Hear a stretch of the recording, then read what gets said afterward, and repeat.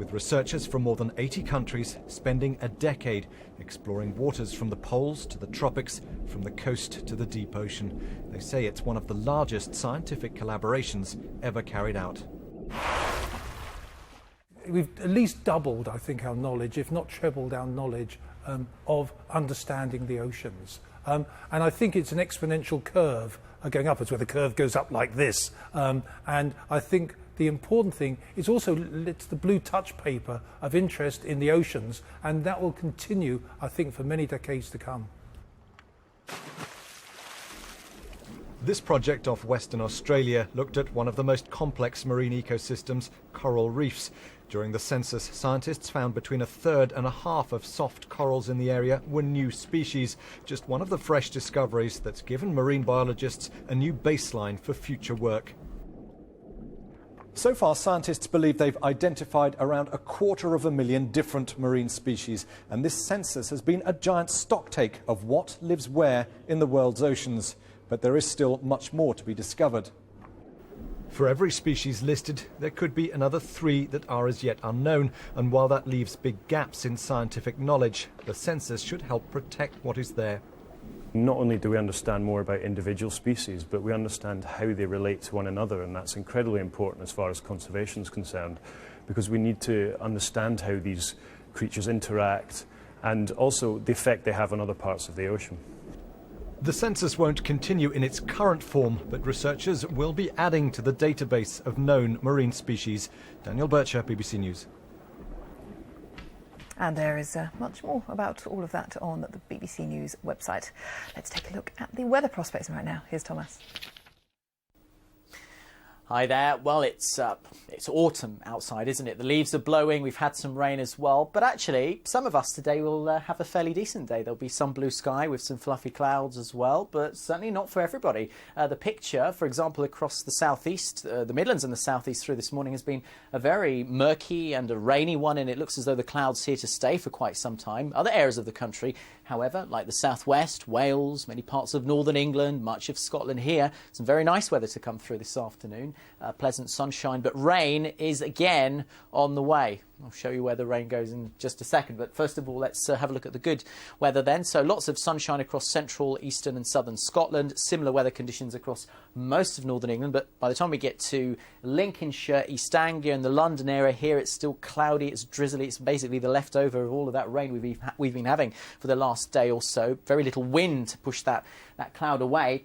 In the southwest of the country, the rain has gone through, so here we have plenty of fine weather, temperatures of around 17 degrees or so, 16 Celsius in Cardiff, light winds as well. And then the winds freshen as we head towards northern Britain in advance of this next dose of weather, rain, coming our way, so it looks as though it's a wet second half of the day in Northern Ireland. The rain will also reach the Western Isles, and you can see the arrows here, so indicating some strong winds. In fact, gale force winds in the Western Isles of Scotland, gusts of 55 miles an hour. But the winds will blow through, the rain will blow through as well, or sweep through rather. And then we're left with a murky night, quite a warm night for some of us actually, double-figure temperatures for most of us.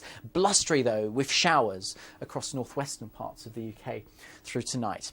And then tomorrow, it stays blustery with showers across northwestern parts of the country and the west as well. The Midlands might get some sunshine, but again in the southeast we've got a lump of rain coming our way. So again, Portsmouth to London should see some rain through the course of the afternoon, but later on in the day tomorrow that rain should fizzle away, so some late sunshine on the cards even for the southeast. Wednesday, we've got to do it all over again. More rain coming in for the southeast, some sunshine across western areas, the northwest of the country, blustery with showers, and temperatures not bad.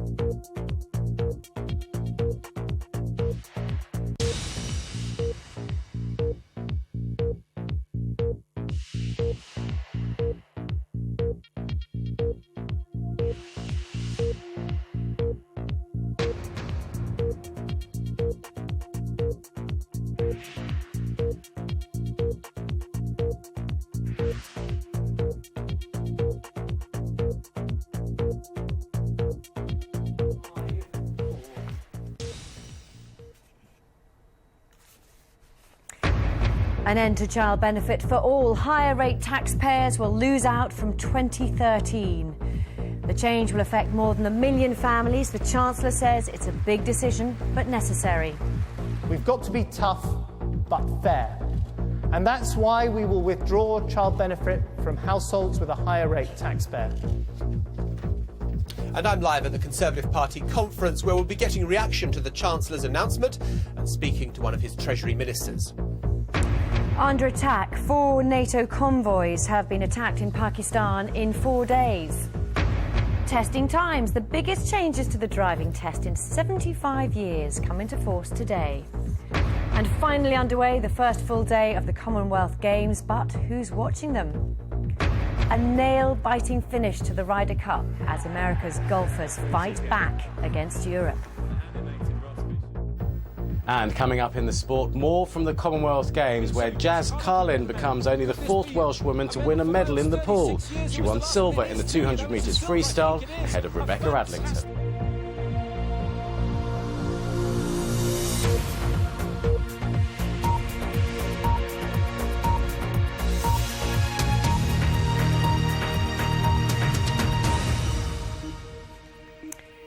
Good afternoon. Welcome to the BBC News at 1. Child benefit is to be scrapped for higher rate taxpayers from 2013.